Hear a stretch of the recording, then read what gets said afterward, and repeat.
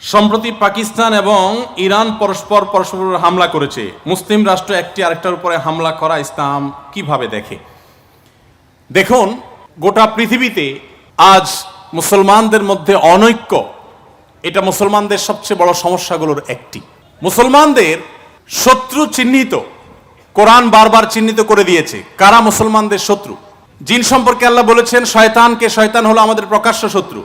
আর ইহুদিদের সম্পর্কে আল্লাহ বলেছেন ওয়ালা তাজিদান্না আশাদ্দান নাসি আদাওয়াতান লিল্লাযিনা আমানুল ইয়াহুদ। মানুষ সে কমন শত্রুর বিরুদ্ধে লড়াই না করে নিজেদের মধ্যে লড়াই করে। এটা শুধু পাকিস্তান ইরানের মধ্যে আজকে হয়েছে দুঃখজনক ঘটনা, শুধু তা নয়, আপনার আমাদের মধ্যে তো সারাদিন হচ্ছে। আমরা অন্যকে নিয়ে খুব বেশি ভাবি, নিজেকে নিয়ে একটুও ভাবি না। যে কারণেই হোক হামলা পাল্টা হামলা দুটি দেশের মধ্যে হয়েছে, এটা মুসলমানদের জন্য কল্যাণকর কোনো কিছু বয়ে আনে না। যত দ্রুততার সাথে এটা নিষ্পত্তি হবে এবং দাফন হবে ততই মুসলমানদের জন্য কল্যাণ। আমরা দোয়া করি আল্লাহ তাআলা মুসলমানদের পরস্পরের উপরে হামলা করা থেকে বেঁচে থাকার তৌফিক দান করুন। শিয়াদের সম্পর্কে আহলে সুন্নাত জামাতের ধারণা একেবারে পরিষ্কার, কিন্তু তারপরও পরস্পর যুদ্ধে লিপ্ত হওয়ার কোনো সুযোগ নেই। দেখুন, নবী করিম সাল্লাল্লাহু আলাইহি সাল্লাম মুনাফিকদের হত্যা করার প্রশ্ন যখন উঠল, তিনি বলেছেন যে আজকে যদি মদিনায় থাকা মুনাফিক যারা আসলে কাফের, এদেরকে যদি আমি হত্যা করতে যাই তো বিশ্বের অমুসলিমদের কাছে ভুল বার্তা যাবে। তারা মনে করবে মুসলমানরা মুসলমানদের মধ্যে গন্ডগোল শুরু হয়েছে।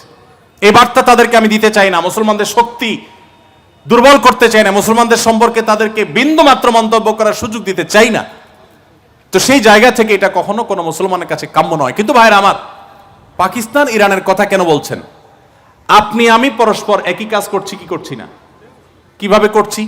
সোশ্যাল মিডিয়াতে আপনি এক হুজুরের ভক্ত, আরেকজন আরেক হুজুরের ভক্ত। আপনি ওই হুজুরের গোষ্ঠী উদ্ধার করেন, আবার ওই হুজুরের ভক্তরা আপনার হুজুরের গোষ্ঠী উদ্ধার করে। আছে না নাই? তাহলে ইরান পাকিস্তানের যে কাজ নিয়ে আপনি এত চিন্তিত হয়ে প্রশ্ন দিলেন, আপনি নিজে সে কাজটা করছেন কি করছেন না? শয়তান আমাদের সবাইকে একটা কঠিন চালের মধ্যে ফেলে দিয়েছে। চালটা কি জানেন? চালটা হলো শয়তান আমাদের সকলের কমন শত্রু, কোনো সন্দেহ আছে? আর মানুষদের মধ্যে অমুসলিমরা, বিশেষ করে ইহুদিরা মুসলমানদের সবচেয়ে কঠিন শত্রু। মুশরিকরা পৃথিবীর সবচেয়ে কঠিন শত্রু মুসলমানদের, কোনো সন্দেহ আছে? কোরআন পরিষ্কার করে জানিয়েছে। সেই শত্রুর বিরুদ্ধে আমাদের লড়াই করতে হবে। এখন আমরা ইখতিলাফ করছি কি নিয়া? ধরেন কোথাও শত্রু আছে, সাপ আছে। এখন এই সাপটা আমাদের বিষধর সাপ দংশন করতে আসছে, আত্মরক্ষার জন্য তাকে মারতে হবে। তো মারার জন্য আপনারা 4-5 জন আছেন। একজন বলতেছেন যে সাপকে মারতে হলে আমাদের একটা পিস্তল জোগাড় করা উচিত, কারণ লাঠি দিয়ে মারতে গেলে যদি পাল্টা কামড় দেয়, পিস্তল দিয়ে দূর থেকে গুলি করব, শেষ, এটা বেটার। আরেকজন বলতেছে তোমার মাথা ঠিক আছে, পিস্তল খুঁজতে যাবো ততক্ষণে তো সাপ মেরে আমাদেরকে কামড় দিয়ে বসবে, তার চাইতে আমাদের উচিত লাঠি নিয়ে এখনই আঘাত করা, যা আছে তা দিয়ে ঝাঁপিয়ে পড়া। আরেকজন বলতেছে ভাই তোমারও মাথায় সমস্যা আছে, এটা কোনো কথা?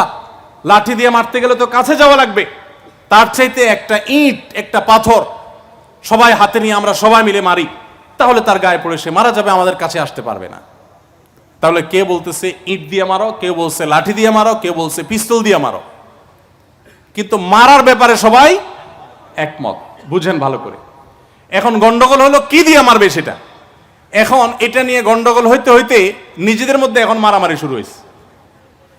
পিস্তলালা লাঠিয়ালা ইটালারে ঘুষাঘুষি করতেছে। সাপ তখন দেখতেছে এই তো সুযোগ, আইসা একটা একটা করে সবগুলোর দংশন করে দিয়ে চলে গেছে। আজ মুসলমানদের সে অবস্থা চলছে। কমন শত্রুর বিরুদ্ধে আমাদের কোনো বড় কোনো প্রচেষ্টা নাই। আমাদের প্রচেষ্টা হলো কি পদ্ধতিতে হবে, শত্রু শেষ করতে হবে। আমি বলি না এই পদ্ধতিতে আসেন, উনি বলে না আপনারটা দিয়ে হবে না, আমার পদ্ধতিতে আসেন, উনি বলে তোমার পদ্ধতি আসেন। অথচ বুদ্ধিমানের কাজ হলো ভাই তোমার পিস্তলালা ভাই তুমি পিস্তল দিয়ে মারো, লাঠিয়ালা ভাই তোমার লাঠি দিয়ে পিটাও, ইটালা ভাই তুমি ইট মারো। সবাই যার যার জায়গা থেকে যদি চেষ্টা শুরু করে শত্রু শেষ হয়ে যাবে। কিন্তু আমাদের সেই চেষ্টা করার মরদ নাই। আল্লাহ আমাদের সবাইকে বুঝার তৌফিক দান করুন। কমন শত্রুর বিরুদ্ধে লড়াই না করে আজ ট্রান্সজেন্ডারের মতো সমকামিতাকে সমাজে গেলানো হচ্ছে সূক্ষ্মভাবে। সেটা নিয়ে আপনার সোশ্যাল মিডিয়াতে মাথা গরম নাই। আপনি আছেন আপনার আরেক মুসলমান ভাইকে কি বলছে, কি ভুল করছে, তার গোষ্ঠী কেমনে উদ্ধার করা যায়, আপনার দল, আপনার মত, আপনার সংগঠন, আপনার পিসাব, আপনার হুজুরের বিরুদ্ধে, আপনার শায়েখের উল্টা, অতএব তার 14 গোষ্ঠী কিভাবে উদ্ধার করা যায়, তার খুদ কিভাবে আবিষ্কার করা যায়, আপনি সেই গন্ডগোলে আসেন। নিজেদের মধ্যে পদ্ধতি নিয়ে, উপায় নিয়ে, পন্থা নিয়ে আপনি মারামারিতে লিপ্ত হয়ে গেছেন, আর কমন শত্রু ওই চান্সে আপনাকে সমূলে শেষ করে দিচ্ছে। আল্লাহ তাআলা আমাদেরকে বুঝার তৌফিক দান করুন। আমরা আমাদের কমন শত্রু চিহ্নিত করে সেই শত্রুর ষড়যন্ত্র সম্পর্কে সতর্ক থাকি, সচেতন থাকি, সমাজকে বাঁচাই, নিজে বাঁচাই। আল্লাহ সবাইকে তৌফিক দান করুন। আস-সুন্নাহ ফাউন্ডেশন, উম্মার স্বার্থে সুন্নাহর সাথে।